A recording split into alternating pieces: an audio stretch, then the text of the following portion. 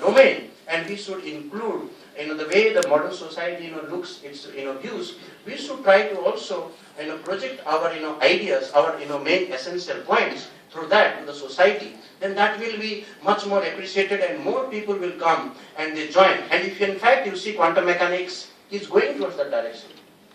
If you see, previously people were thinking that there is something fixed objects, but now we don't see anything that type of concept. What we are studying in physics is the knowledge of the object, not the object itself.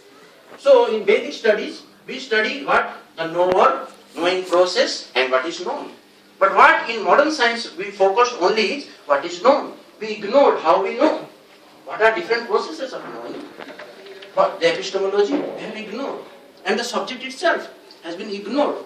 But in Vedic studies, these all things are included, and if we can develop a platform where these things can be included and understood philosophically, scientifically, and theologically, then that will bring much more in appreciation and forefront. We have a great tradition, great culture, and India is the place when every whole world is looking, because Western science reached a point where it cannot progress further.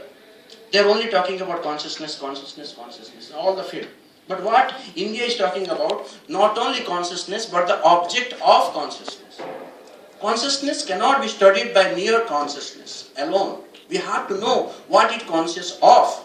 So according to that, it is being classified, whether it is exploitative, whether it is renouncing consciousness or dedicating consciousness. So objects has to be studied, and these things are studied by our sages. And if you can look into that, that will be very nice. And I appreciate the contribution of you all here, and I am very much grateful to among all of you. And I feel very much fortunate that you are so sincere and you are trying very hard and bringing all these peoples together to discuss these topics. So we are looking forward for future collaborations also. We are doing a lot of activities. You also want you all to participate in that.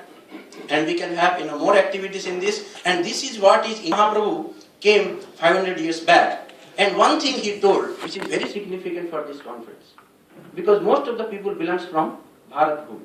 And what he told, Bharat Bhumi to hoile manusya janma jar, janma sarthaka kari kara parapokar.